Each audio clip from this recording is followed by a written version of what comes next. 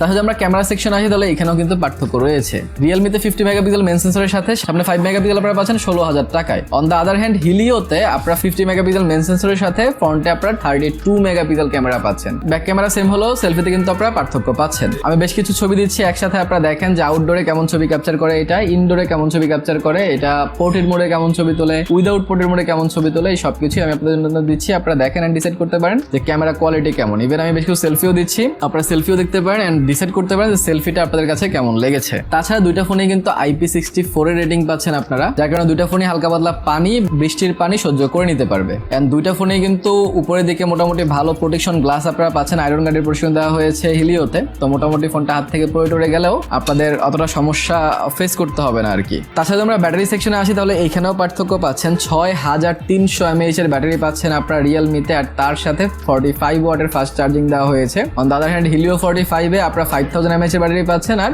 18 ওয়াটের fast charging পাচ্ছেন। স্বাভাবিকভাবেই প্রায় 4000 টাকা কমে আপনারা হিলিওটা পাচ্ছেন। সো ফাস্ট চার্জিং এটা তো হবে না বোঝাই যাচ্ছে, কিন্তু তারপরেও ব্যাটারি 5000 mAh কিন্তু ডিসেন্ট। কিন্তু যেহেতু এখানে ফাস্ট চার্জিং এন্ড ব্যাটারি দুইটাই বেশি, সো রিয়েলমিকে এখানে পয়েন্ট দিতে হবে। আর রিয়েলমির ব্যাকআপও কিন্তু ভালো ছিল। সো এট দ্য এন্ড আমি যদি আপনাদেরকে একটা সাজেস্ট করতে চাই, তাহলে আমি বলবো যে ভাই, যদি বাজেট আপনাদের 12,000 টাকা থাকে বা বাজেট 15,000 টাকাও থাকে, তারপরেও শুধুমাত্র ব্যাটারি এন্ড ফাস্ট চার্জিং এর জন্য যদি আপনারা রিয়েলমি নিতে চান নিতে পারেন। বাট এটা ছাড়া আপনাদের পারফরমেন্স সেকশন, আপনাদের ক্যামেরা সেকশন, আপনাদের ডুয়াল স্টেরিও স্পিকার, এই সব কিছুর দিক থেকেই কিন্তু হিলিওটা এগিয়ে থাকবে।